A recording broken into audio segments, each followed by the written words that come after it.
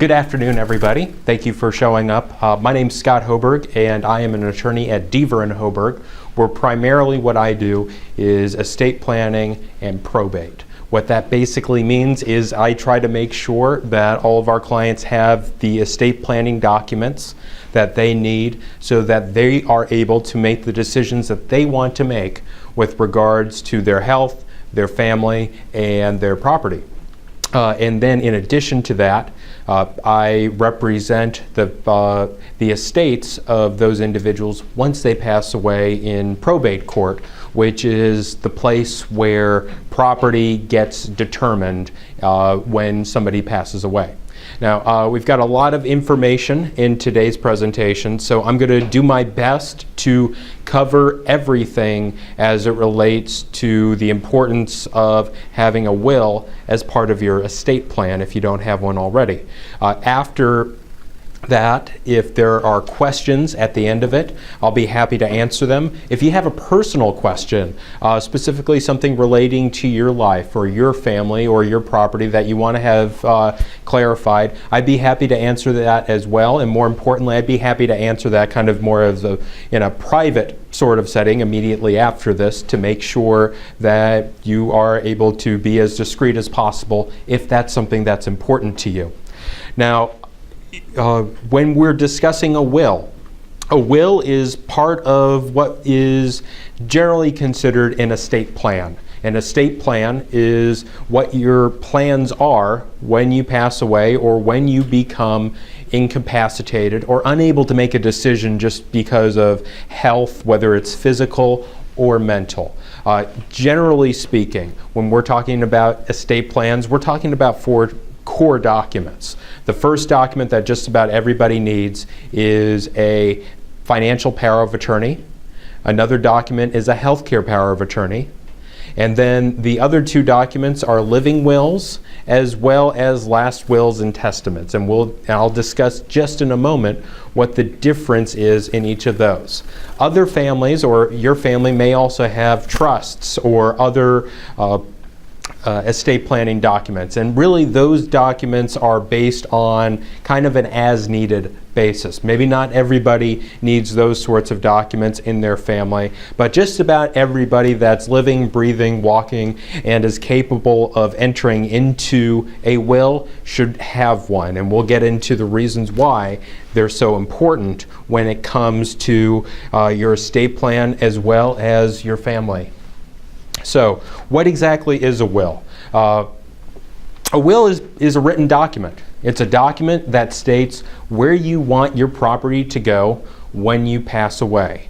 In addition, if you are a parent, it also names individuals that you feel should be listed as alternate guardians for your children in the event that you were to pass away and your children are still under the age of 18. There needs to be a plan for each of them.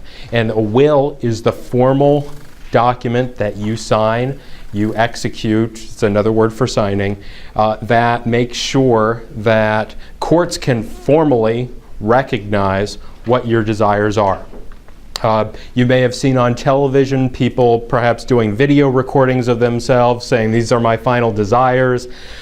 Generally speaking, that doesn't carry as much weight in a court, in probate court specifically, as having that written document down saying what it is exactly that you want to do. And the reason why is that a will is executed or written in a certain way that the courts recognize, and it instills powers and duties on individuals to act on your behalf based on how it is written. Now, in order for the will to be a valid will, it needs to be written. In some instances, in very select circumstances, courts may admit what are called oral wills, or wills that you may tell somebody where you want your property to go, but generally speaking, those are in very, very limited circumstances in Ohio and generally involve, individuals on their deathbed, and even then, there are a lot of boxes that need to be checked off, and of course, if you're on your deathbed, chances are you're not necessarily thinking of all those particular requirements at that exact time. In addition, the wills need to be properly signed and witnessed. What that means is that not only do you sign it, but also it needs to be witnessed by two disinterested people. What is disinterested? Well, by disinterested, we mean people that do not have a right to potentially have a claim to your property. That could mean, for example, your husband, your wife, probably is going to be considered an interested party, so they would not count as a potential witness. Likewise, if you go ahead and you will away all your property to your next door neighbor, and your next door neighbor is one of those witnesses, well, courts aren't probably going to allow that either. However, oftentimes attorneys can act as one of the two witnesses when it comes to executing those documents. In addition, attorney staff as well. So those are some requirements when it comes to that. And you also need to be considered a competent person.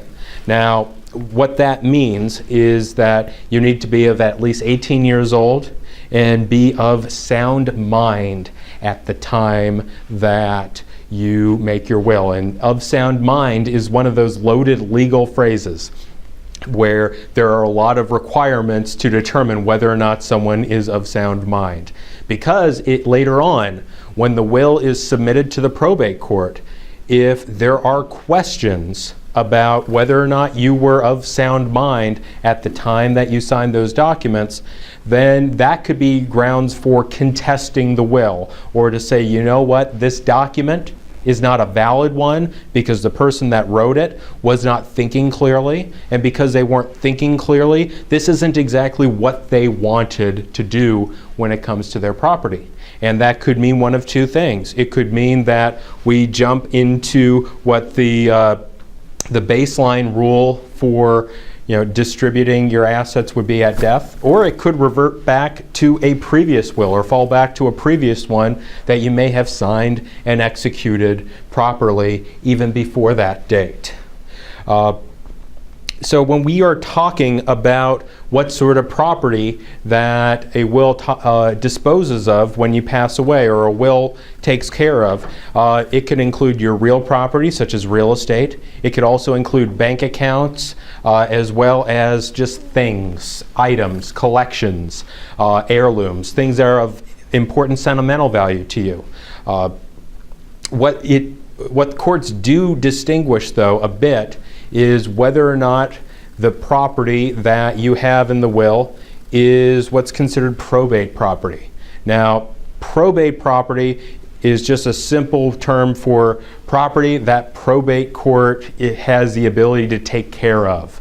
What that means is that oftentimes you may have a retirement account, a 401k, life insurance policies that you have listed a beneficiary on. Or you may have a joint and survivorship checking account with a loved one. That is not probate property. What that means is that when you pass away, instead of probate court making a determination based on what's in your will, it will simply transfer to the person who is named on that account at their death. For example, if you have a life insurance policy on yourself for $50,000 and you have a loved one that is listed as the beneficiary and you pass away, then that loved one gets the life insurance policy without having to go through probate. It automatically goes over to them. Now the catch would be, well, what happens if the beneficiary passed away before you do? And if that's the case, oftentimes that policy would then actually go into your probate estate because there's not a clear designation of who gets this stuff when you pass away. Does that make sense for everybody? Okay, great.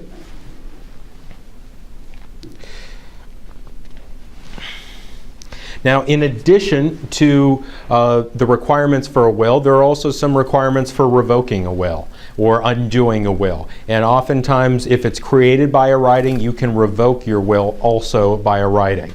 Oftentimes, when people update their wills, the first language or first couple sentences in a will will often say that I, Scott Hoberg, revoke and rescind all previous wills that I have entered into. And that kind of starts the page clean for you to begin your new will or your new estate plan.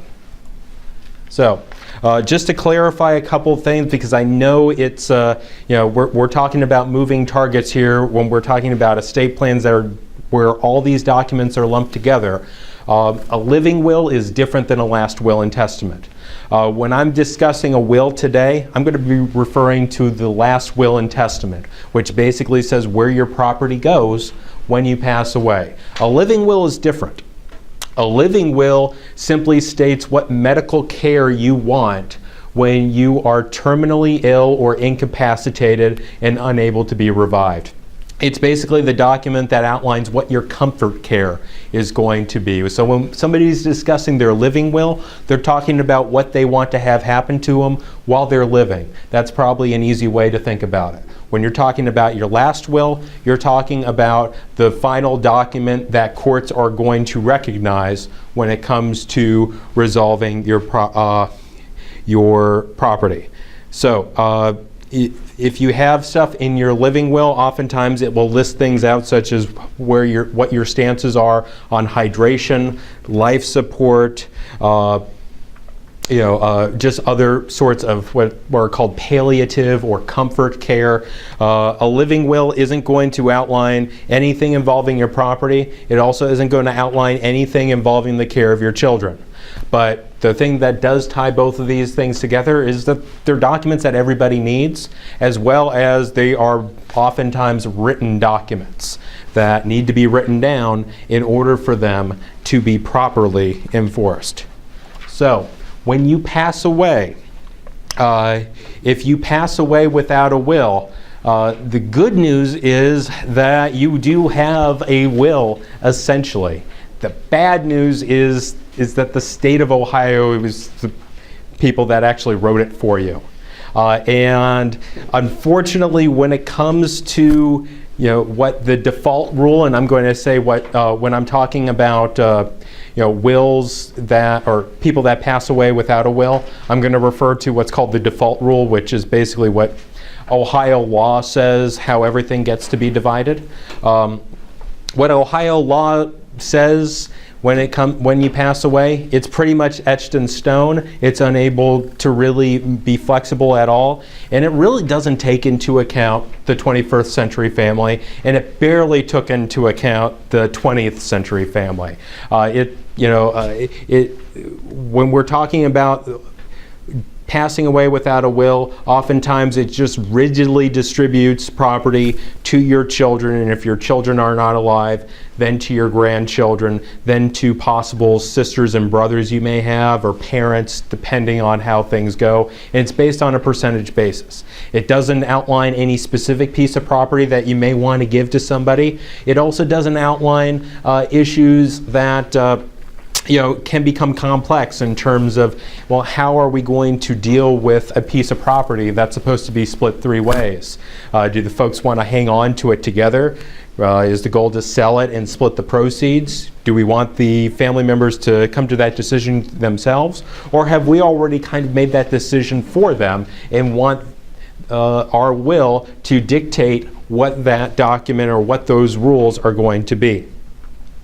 So, when you pass away without a will, it can also delay the process of resolving your estate. And the reason why that's important is that when you pass away, if you own a house, you still have to pay the water bill. If you pass away, you still have to pay the electric bill, you still have the mortgage to pay, or you still may have rent to pay. And that could also be something that could be important if you are locked into a lease. And passing away with a will allow you to anticipate how those things are going to be taken care of when you pass away? Who is going to be the person in charge and stepping up to the plate to make sure that we can take care of the urgent stuff so that we have the ability to make decisions about the important stuff for us? When you pass away without a will, oftentimes there's one person that's going to be the decision maker when it comes to handling what's called your estate. And that individual is generally called an executor or an administrator. And when you pass away, anybody can apply to administer your estate. Anybody can go down to the probate court and fill that stuff out. So it could be a loved one, it could be the loved one that you want to take care of it, but it also could not be. Do you have a question? Yeah, I've thought about this. One of my questions. I'm the type of character, I don't have a lot of acquaintances or a lot of reliable friends. A lot of people think I'm a yeehaw or, a delirious person. But I know a lawyer out in the field, and I know a couple of, different people at the restaurant, but that's all. For the executor and the administrator, would I choose from the legal field? Or? Well, we'll talk about appointing an executor in a little bit, and that's a good question. But right now, if you don't have a will, anybody can kind of step up to the plate and act as an administrator. Sometimes it could be even somebody who is a creditor of yours, potentially. So those individuals oftentimes don't really have your family dynamic in mind or your desires in mind, or even what's in the best interest of all your loved ones. They're just simply stepping up to do the administrative work when it comes to following that law that Ohio says is the default rule. Okay? And perhaps more importantly, when it comes to if you have minor children, it's really important to have a will, because if you pass away without a will, you won't have a say in terms of who you want to take care of your children. So what that means is that somebody else is going to make that decision, and I'll get into that in a little bit as well in terms of what the pitfalls are when it comes to that. In addition, if you pass away without a will, oftentimes the person that steps up and becomes your administrator may have to post a cash bond in order to administer your estate. And if you are not, if you are cash strapped, or even if you're just not that liquid, that could be a big hurdle for a lot of loved ones, because generally speaking, what they have to do is essentially insure themselves based on what the total value of your estate actually is. So that can cause a big hurdle. It could also, allow people to, kind of be willing to wait on the sidelines instead of potentially step up to the plate. Yes? How do the courts recognize a person that steps up to be the executor? Is it some sort of process? Or? Yes, it is, absolutely. So if a loved one has passed away, and you know that a loved one has passed away, and you know that they passed away without a will, you can go to the probate court, you can meet with an attorney, and they will assist you in filling out paperwork to apply to be an executor or an administrator of an estate. And what that means is that you would then have a duty to, first of all, demonstrate that the loved one has passed away, and that's generally demonstrated by providing a copy of the death certificate, funeral bill, or even obituary. And then in addition to that, at that point, once you apply to become an administrator or an executor, you then have a duty to mail out to all the relatives that you know that loved one has, to inform them that you've gone ahead and you've started this process. And you could run into situations where there can be dueling administrators. There could be two people saying, hey, I want to take care of this. No, I do. And oftentimes that can create some additional family strife, some family discord that may not necessarily be best for everybody. So that's a really good question when it comes to how you get started with that. So oftentimes that's the first step in probate court that you would do in order to try to resolve an estate. So In terms of explaining why wills may necessarily be needed,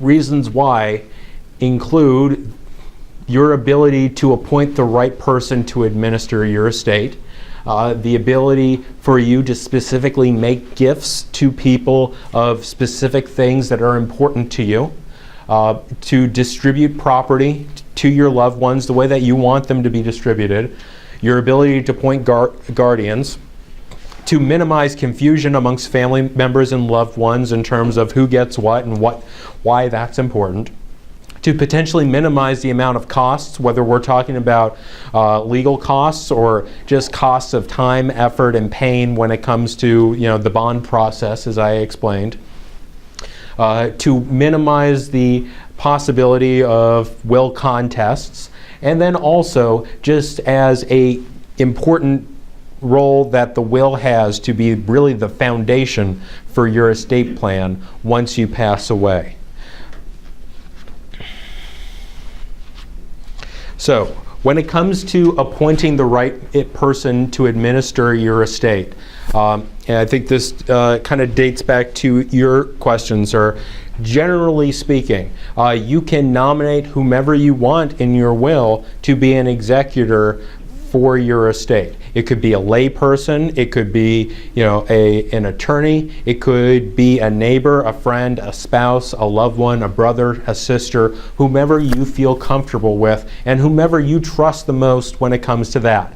Now, just because you name a loved one that isn't a lawyer to administer your estate or act as your executor in your will doesn't mean that they have to go through the process without a lawyer. Oftentimes I find myself representing executors in the estate because I know the path. I do it every day. I know exactly how to get to the point of closing an estate and resolving all those affairs. So you don't have to have any real special knowledge or expertise to act as an executor. What you do probably need are a set of qualities when it comes to naming an executor that are important to you. For example, you kind of want to err on the side of caution that you're appointing somebody that's trustworthy, that's studious, that's good with details, that's a self-starter, and also follows instructions.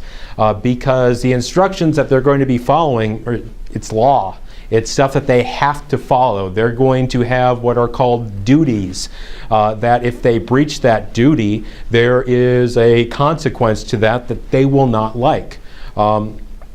So when it comes to that, the individual that you would appoint to be an executor would, instead of filing an application to act as an administrator, you would basically submit the will and then submit an application to act as an executor to be appointed that way. It's a little bit different than if somebody passed away without a will, but it's very much similar because at that point, your estate, when somebody opens that up, is under the review of probate court. And probate court is the court that makes sure that those rules are followed. And if those rules aren't followed, there are consequences when it comes to that. Because ultimately your executor is going to be responsible for selling property. They're going to be responsible for dealing with debts and resolving those sorts of debts. Also, potentially distribute property to loved ones, selling property, entering into an agreement to resolve particular debts. Those are all things that need to be taken care of. And also, when it comes to somebody that's good with details or studious, at the end of the day, if your estate is one that, is just kind of, I guess best described as middle class, it's going to have to go through accounting, which means that all the receipts that come in terms of the estate have to come out in a certain way, and it all has to zero out to $0 on the balance. So, obviously working with an attorney, you can go through the accounting details much more easily, but in order to kind of resolve the issues, you may want to consider appointing somebody that is good with keeping receipts or taking care of those sorts of details, So we're not having to play catch up down the road, because ultimately what that can do is delay in getting the estate closed, which means that it takes longer for everybody to get the things that you want to give them, which can be an issue. Yes? Can I ask a question about Yeah. being the executor? So Yeah. if the person that passes away has a lot of debt and you're the executor, do you incur that debt? Are you responsible for paying that debt? Absolutely. You are not responsible to pay that debt, and that's a fantastic question. You're not responsible to pay that debt out of your own pocket, okay? You are responsible to manage that individual's estate, which means to manage how that person's belongings are going to deal with that debt. So basically, if somebody passes away and all they have is a car loan and all they have is a car, and the car is worth less than the car loan, you're not responsible for paying that $200 difference out of your pocket. No. That would be what's considered an insolvent estate, and there's a specific way to deal with that with probate court, and generally it kind of involves everybody taking a little bit of a haircut. That might be the best way of describing that. Yes? Does the executor get paid? That's a good question. Yes, there are compensation measures in order for an executor to get paid. Oftentimes, in Hamilton County, for example, it's based on a formula that's based on the total value of the estate, and it's kind of a percentage of that. And it varies a little bit depending on how complex it becomes, though. You can actually go on or on Hamilton County's probate court website. I believe it's probatect.org, and you can actually kind of fill out the formula to see exactly how much an attorney's probably going to have to get paid on this, as well as how much an executor is going to get paid on this, as well as what are some of the filing fees that are going to be needed in order to get started to file. Okay, so that's another very good question. Another reason why you want to appoint somebody that's trustworthy as an executor is that you may have loved ones that you love, you think they make good decisions, but sometimes they aren't trustworthy. Sometimes they do not fully disclose everything that they're supposed to disclose, and that can cause a problem, not only because they're violating that duty that is owed by acting as an executor. It could also lead to what are called concealment actions, which means that other family members may sue them for concealing a specific asset, which is a fancy way of saying they're not including it in the probate estate, they're keeping that product for themselves, they're keeping that car to themselves. So say that the person that dies has a Toyota Camry. If they fail to disclose that Toyota Camry is owed to this person, to the person that passed away, and they're seen driving around town in the Camry, well then somebody would sue them for a concealment action and say, you need to put this Camry into this probate estate so that the courts can deal with it. So that's a reason why you want to deal with somebody that's trustworthy and that will follow through with not only with what you want them to do, but also what they're supposed to do. Because oftentimes when you're creating a will, those things do work hand in hand. Because the purpose of a will, as we've said already, is to allow the courts to know what your desires are so that the courts can best be suited to apply those desires to your estate. So another reason why you may want to consider having a will and why wills are important are to make sure that you have specific gifts that get distributed the way that you want to distribute them. Oftentimes, if you have a collection of things, if you have, collection, my mother collects Department 56 Dickens villages, and they are more valuable if they're all together than if they're kind of piecemealed away. And if that's the case, then you may want to gift that specifically to make sure that they have its maximum value to your loved ones. Same thing with baseball cards. A baseball card collection for an entire season, probably worth more than just selling each of them for a dime a piece. So that's another reason why. Family heirlooms, if there is a specific family heirloom that that your daughter should have. If it's a wedding band or an engagement ring that you want to make sure that this specific loved one has, and it may have been passed down a number of generations, having a will allows you to make that specific gift to that particular loved one. And you can determine whether that's going to take into account what they will get in terms of everything in terms of their estate, or if this is something that's kind of an above the line sort of thing before everything gets divvied up. So for example, if before we get down to the point of distributing your property into percentages, you can determine whether they will take that as a part of that percentage, or if it's something that they can take before we even get into that percentage standpoint. That may be true for things that may not have a lot of monetary value, but may have a lot of sentimental value that you can't really put a dollar sign on. In addition to that, you can also list gifts to a specific charity or your church or any nonprofit that you feel should have a specific gift to them based on what your estate is. You can give a specific set of money, whether it's a couple $100s, couple $1,000s, depending on what your situation is, or you could also give a percentage of your total estate if you'd like, or your entire estate if you'd like. In addition, another thing that you can do is give a gift to a specific trust. For example, if you have a loved one that has a trust that's established in their name for any specific reason, you can make a gift to that specific trust as well, and that could be taken as a way to take care of that. So once you're done making those specific gifts, at that point, you are deciding how you want to have all of your property distributed. Property left in your estate will be divided among the people that you name in your will to get that. And that can determine whether or not that can determine basically how you want your loved ones to get, or what exactly amount of the estate you want your loved ones to obtain. You can decide how grandchildren and other relatives obtain gifts. You can also name non-relatives in terms of it. If you don't have any blood relatives, but you have a lot of friends and family that you care about that aren't blood, but they seem like blood, you want to name them in your estate plan. You want to name them in your will so that they can get what you want them to obtain.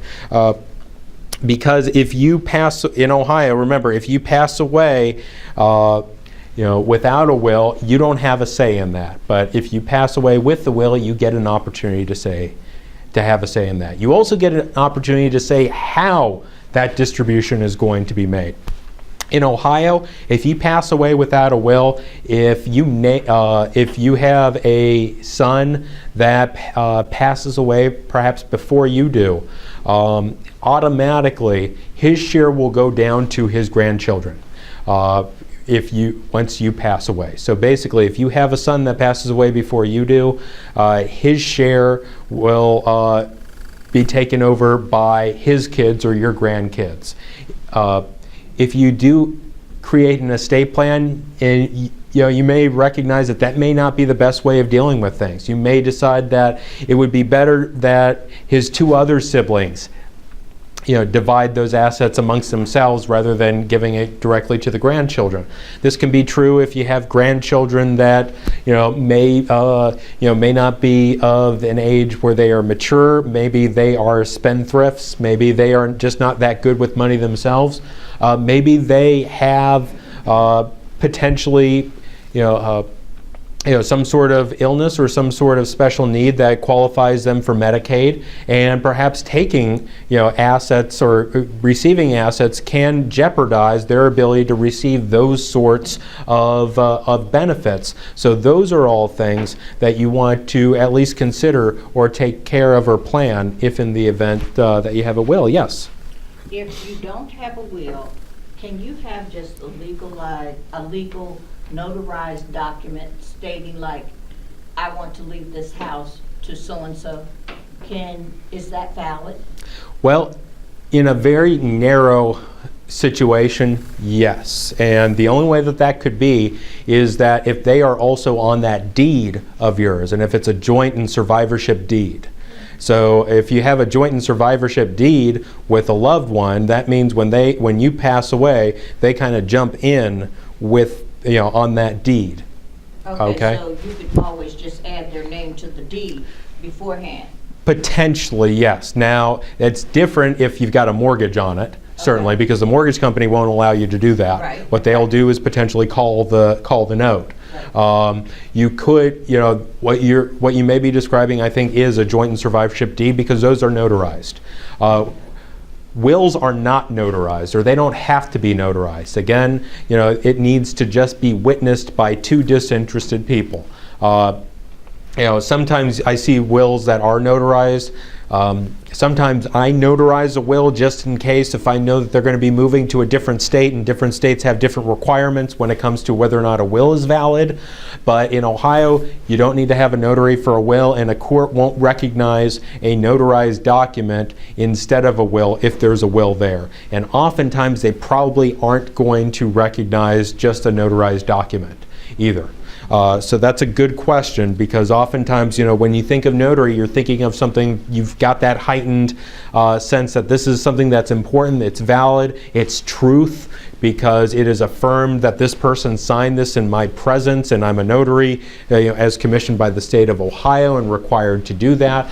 But it's not perhaps as important as having what the rules are when it comes to the rest of your property, for example. House, different set of circumstances though.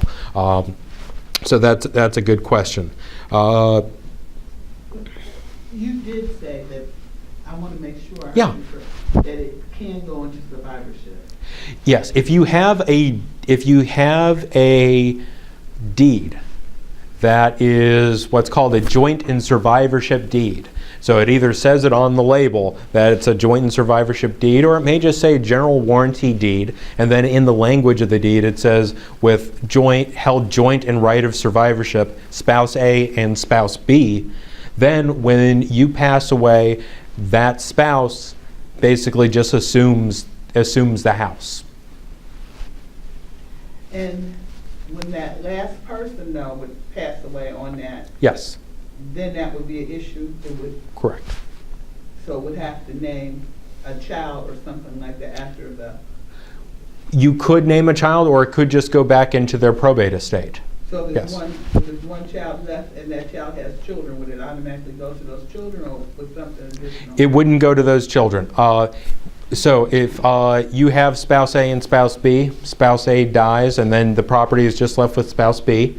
If he has a child, then spouse B ultimately has, could add that child to his, to the deed and create another joint and survivorship deed, for example. And you could perhaps string it along that way if you'd like.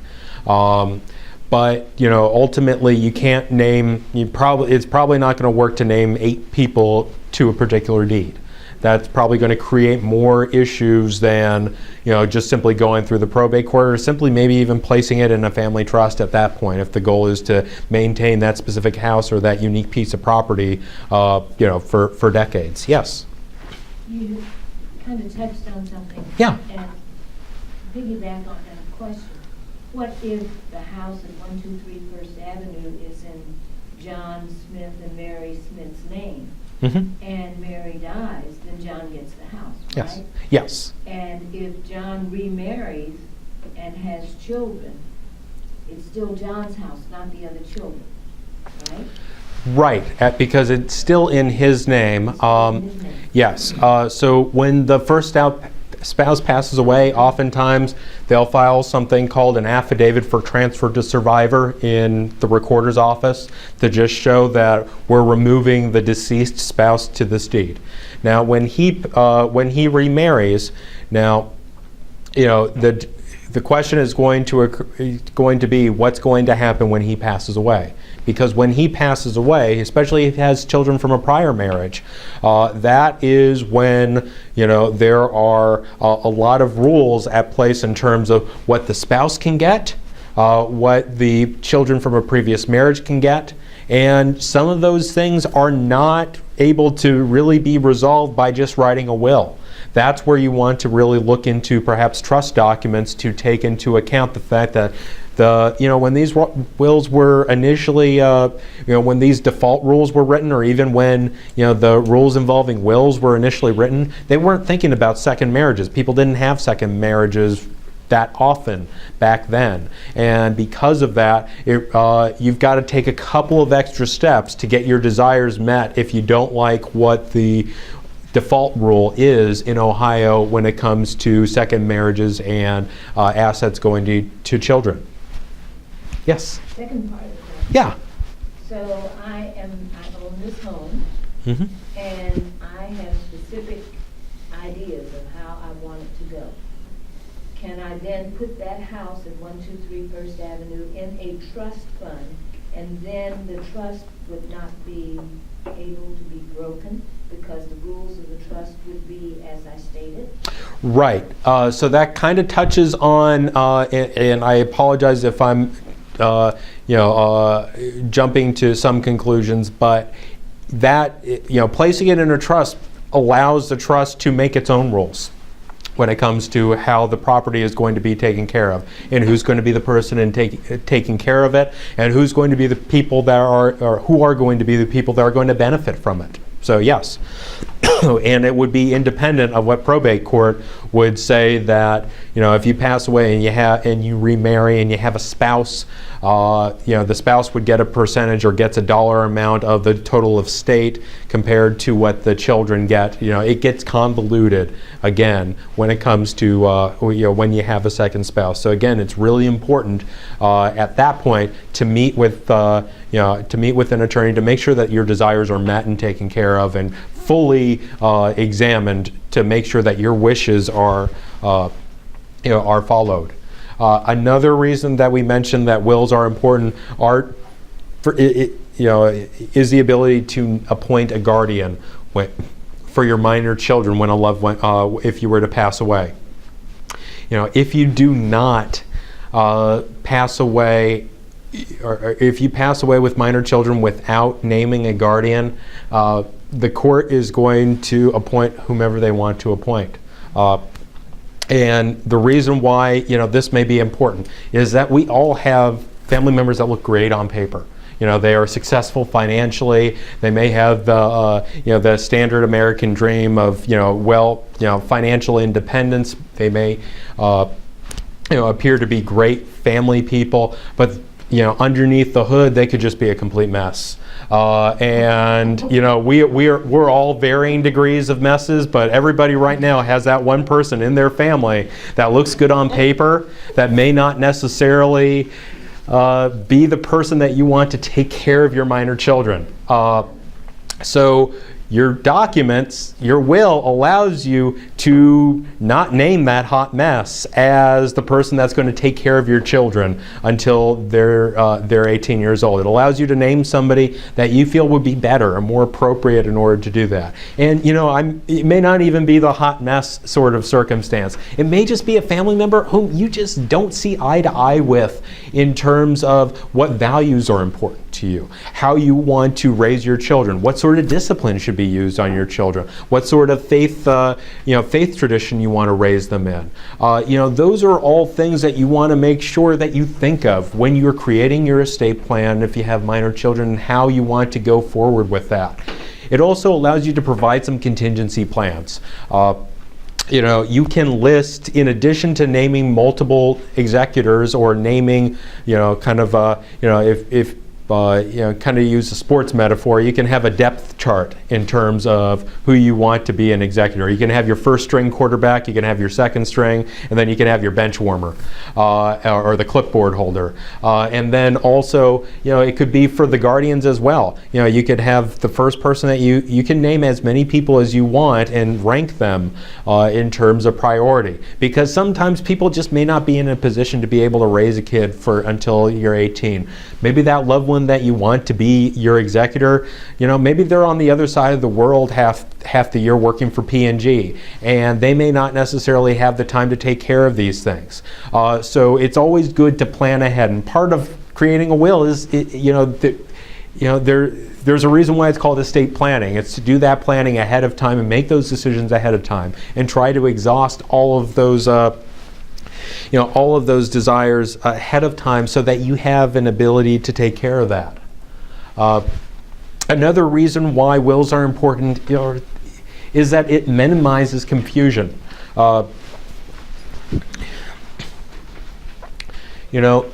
Sometimes there are difficult decisions that need to be made when it comes to an estate.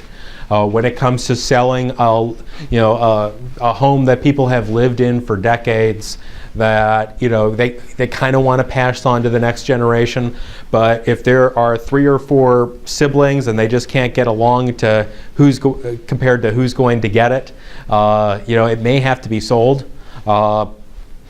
And because of that, that's a difficult decision that can be may need to be made. And you may be in a better position to make that decision than an administrator. And the reason why is that you can, relieve some of the stress on that decision by saying ahead of time, I'm okay with this happening. Because otherwise you may have siblings that say, well, Mom never wanted us to sell this house. Mom never wanted us to get rid of this, or Dad always wanted that Barcalounger. And it wanted it to remain in the family, but if there isn't space for it, if there's a debt that needs to be taken care of, and somebody, the loved ones just aren't in a position to be able to buy it from the estate, which is another possible option, it just may need to be sold. And reserving and making sure that your executor has the authority to do that can create a lot of stress relief. Another good example of this is why, and I'm jumping back to living wills, why living wills are so important when we're talking about what last care directives are. Because oftentimes you do not want to put a loved one in the decision to determine whether or not what sort of care should be. I know a lot of people flippantly say, "Oh, that's the pull the plug document." Nobody wants to be the loved one that has to make that decision. And by having one yourself, having that document yourself, it just completely relieves your family members of having to make that decision, because at the very least they can rest on the fact that this is what your own decision is going to be. You're acting on your own authority to make those specific decisions, and that's why that's so important too. So when it comes to estate planning in general, it allows you to minimize confusion, because it straight up just tells everybody what your desires are and how you want things to be followed. And actually, just going back briefly, another reason why it could create confusion, just because I've encountered this too. When I have some clients that have passed away without wills, and their family members come to me to administer their estate. Sometimes we run into issues because they haven't filled out proper documents, specifically HIPAA documents. Signing HIPAA release forms, or having the ability to receive information involving how they passed away or what their medical records are, because oftentimes it's something that can be important when it comes to insurance policies and the like. Insurance companies want to see what the causes of death are to determine whether or not they need to issue a claim or not. And if you pass away without a will, insurance company, the doctor or the hospital may say, well, without a HIPAA release, we really can't do anything. So what then you have to do is go to court and ask for a specific court order sometimes to allow that, and that can cause additional time strain on everybody. And I put this under confusion because oftentimes people just don't know what to do when it comes to that. However, a will, oftentimes if it's well written, it's going to say, you know what, I also authorize whomever is going to be my executor to have the ability to release, or to have all my medical information and stuff released to them. So that's an important thing to take into account as well. Having a will minimizes your costs. As I said before, if you apply to be an executor to an estate without a will, you may have to post a bond. If you write an estate plan for yourself, if you have a will, you can say that whomever is going to be my executor can act as an executor without a bond. You can basically eliminate that requirement. Which can make it a lot easier for your loved ones when it comes to going forward and carrying out what your wishes are. It can also reduce excess steps needed when it comes to selling real estate, because there are some additional forms that need to be filled out in order to sell real estate, pursuant to somebody that dies without an estate plan, or that dies without a will. But in your will, you can actually provide the authority for the executor to sell the estate. That can save some money when it comes to attorney's costs, when it comes to selling the estate, or filing fees when it comes to filing a complaint to sell real estate. So those are ways that you can minimize costs when it comes with that. In addition to that, there is planning ahead of time and reviewing your estate plan ahead of time. You can increase the possibility to have a relief from estate administration.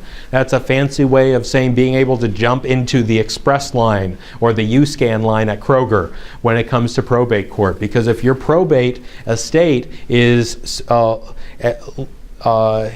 under certain dollar marks, you can potentially avoid having to do a lot of the administrative tasks when it comes to resolving your probate estate. So this is really geared more towards planning to minimize your probate estate. It's not just necessarily a will itself will do that, but meeting with an attorney that can kind of teach you how to take care of that could be something that can minimize a lot of expense down the road for your loved ones.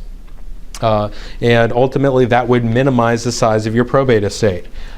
It could also potentially minimize will contests. Now, by that I mean when you have a will, it could be contested. People can always contest a will because you were not of sound mind when you wrote it. But you could put in your will a no contest clause, which says that if somebody tries to contest this for any reason other than lucidity or ease of mind, if they try to contest it and they lose, they don't get anything. You can basically say loser loses all the way to the bank. So that's a way to potentially reduce that. Executing a will while you're competent reduces the chances of having one later on, because what you can do is store your will in a safe space. Now, when I say a safe space, and I apologize for everybody that's listening to this that just heard me cough into a microphone, but you can store it with loved ones. You could also potentially store it with your attorney. You can store it in a safe deposit box.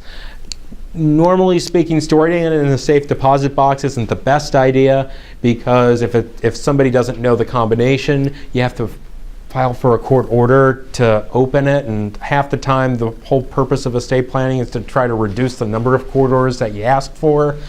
One of the services that probate courts allow in the state of Ohio is the ability for you to store a document with them for a nominal fee. So you could have it there essentially almost pre-approved, and for I think the beginning price is $25 or so, and they'll hold on to it until you pass away, or until you move, or until you update it. And when you do update it, you just let them know. And who is that? The probate court. Probate. Yes, ma'am. Yes. So with that, in addition to that, you can also make sure that those are properly executed as well. Now, the will is your foundation, as I said before, when it comes to your estate plan. It serves as the backstop for any assets that are in your probate estate. It serves as the front line when it comes to distributing their property. But as we've mentioned earlier in this presentation, if you have children from a previous marriage, you may need a trust still to just overcome what the other laws in Ohio say when it comes to distributing your property. Hopefully it allows you to work in concert with other planning documents that you may have entered into, whether they're deeds, whether they're life insurance, whether they're 401ks, and they could also make up for non-probate property distributions. For example, if you have a loved one that is the only beneficiary to a life insurance policy, you may want your other loved ones to get a bigger percentage of your probate estate to kind of compensate for that. So it is kind of a bean counting sort of thing that you may want to consider too when it comes to fairness, depending on what you think is fair, because again, it's your decision. Other things that wills can do, but just your standard form documents, or you're not dying without a will, doesn't do. I've drafted wills where we state who gets pets. If you have a pet and a loved one that wants to take care of a particular pet, or a neighbor that just has a bond with a particular pet. Social media and technology or passwords are certainly things that are important nowadays when it comes to your privacy and also when it comes to your legacy. So those are things to deal with. Also, addressing issues with debts as well as burial desires, in case you haven't done any pre-planning with your particular funeral home. So those are all things to take into account when it comes to this. So specifically with these, there are a lot of reasons why you want to go ahead and have a will, and more importantly, have a will that's tailored to your specific life, tailored to your desires. You can go ahead and you can fill something out, in the checkout line at Office Max or one of those form documents. But if it's not on the form, it's something that you can't do yourself. Or if it's not on the form, it's not an option for you. So that's why I always am happy to meet with clients to discuss what it is what's most important to them, because I want to know what's important so that we can address that and then deal with everything else as we need to. So that's everything that I have in terms of presentation for this, why it's important to have a will. Does anybody have any questions that I may not have addressed? Yes? The difference between administrator and executive, Yeah. what are the two main differences between those? Okay, technically, the difference is whether or not somebody dies with a will or dies without a will. Nowadays, it's really, people use them interchangeably. It's 6 of one, half a dozen of the other. There's a legal definition, but people, they use them one way or another. It's like, So they're yeah. basically both kind of the same? Yeah. It's like, the help desk at the hotel versus concierge. Who cares? At this point, it really it's a minimal amount. It's interchangeable. The real question is whether or not somebody dies with a will or without a will. Yes. What about power of attorney? Yes. When an individual has power of attorney, what's the difference between the power of attorney and the executor? Sure. When you pass away, power of attorney extinguishes. It is no longer valid. An executor becomes valid upon death, essentially. So if you have a power of attorney, if you grant somebody a power of attorney, when you pass away, that power of attorney is no longer valid. It then rolls into whomever is named the executor in the estate. It may be the same person, though. So, yes, I know you've been waiting on a question. Sorry. This lady Oh. had her hand up, and I haven't had the opportunity, so I will yield to her. Thank you. Sure. I've got a quick question. Yeah. I want to leave some money to my hairdresser. Mhm. And I know her name and her address. I don't have her social or anything else, social security number.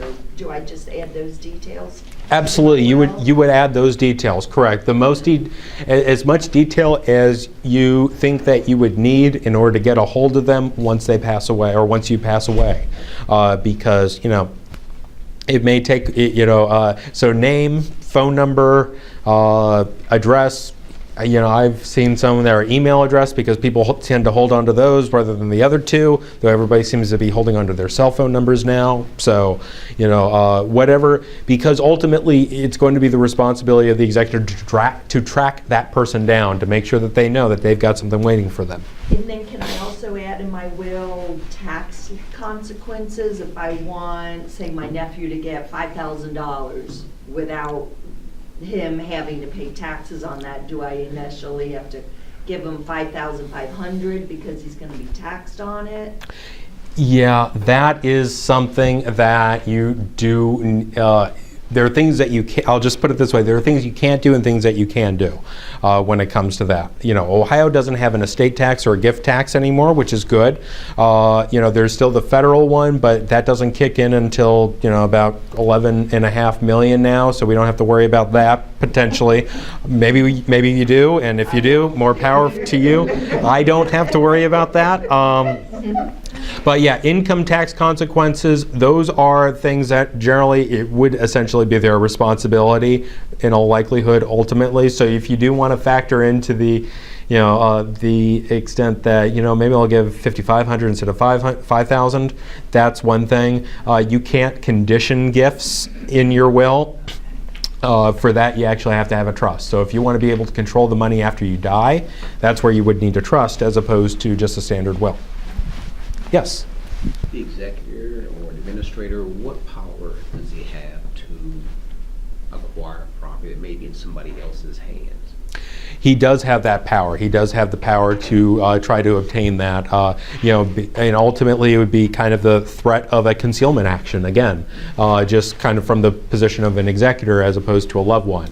So for example, if somebody else has, if the executor knows that there's an asset out there that belongs in this estate and somebody isn't giving it up, then you'd file something with the court to ask for the court to compel them to give that up. So that's a good question. Yes? Any difference between power of attorney and financial power of attorney? Well, there are two types of power of attorney. There is a financial power of attorney, and then there's a medical power of attorney. Financial power of attorney, just makes decisions involving, what your finances are. Medical power of attorney, it's medical decisions until your living will kicks in. So, yep, good question. I've heard that in Nevada they have something called an electronic will. Do you know anything about that? Do you think it's coming to Ohio? What is it? I don't know what it is. I don't know enough to be conversant about it. I've heard about them. I don't think that it is really imminent here in Ohio, though that being said, anything that makes it easier for people to say what their desires are and to do it in a way that protects them, I'm always in favor of, because the purpose of this is to make it as easy as possible to tell people where they want their their legacy to be when they pass away. Yeah. Yes. Now, I want a point of clarification. Yes. If I understood you correctly, so here I sit here today and I write out on a yellow legal pad or white pad my will. Did I understand you to say that versus a will form that I would get offline, online, or whatever, the one from online carries more clout than my yellow paper one? No. What carries more clout is the one that arrives later in time, or the more recent one, so long as it is witnessed by two people, two witnesses. If you die right after you write it, then we may be running in, maybe running into a problem, or just something that the courts may need to resolve. Yes. I have something I want to ask you. Absolutely, yes. What is the general cost for an attorney to set up a will? What's the range?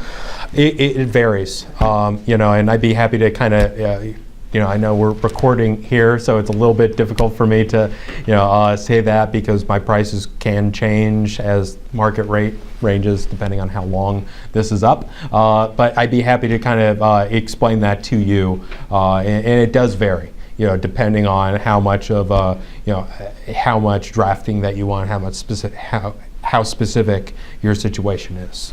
So, yes. Going along with that question, if a person doesn't have money or doesn't have much money, is it possible for them to go to legal aid? And also, the person who's in the clerk of court's office right now said when he was running for office that he was going to try to set up health clinics for low-income people. Can you offer any suggestions there? Certainly there is the Volunteer Lawyers Project with, I believe, the Cincinnati Bar Association that they participate in Legal Aid Society. That's kind of a joint venture. Don't hold me to that. I just know it's out there and it's legitimate and it works. The Volunteer Lawyers Project for individuals if they are, of low income or limited means. I'm not aware of any help desk that's been established yet when it comes to estate planning. I do know that they've done a great job in terms of the help desk when it comes to landlord-tenant issues, as well as I think domestic relations and juvenile court. They have those clinics up now that have really improved access to justice when it comes to that. Yes. Yes. You said this is being recorded, so you can find this online, we can watch this? I believe so, yes. Yes, and I think Amy would be able to provide you a little bit more information about that. It might be on the green sheet, yes. Well, it doesn't have the website or... Assuming all goes well, we are currently recording Mr. Hoberg's presentation to then be uploaded to the Law Library's YouTube channel. I've got the remote in my hand, so hopefully it'll all go well and you can check out the presentation if you want to rewind it and catch some pieces again. It should be available to you on the YouTube channel. And that having been said, if no one has any additional questions, I want to thank Mr. Hoberg for volunteering.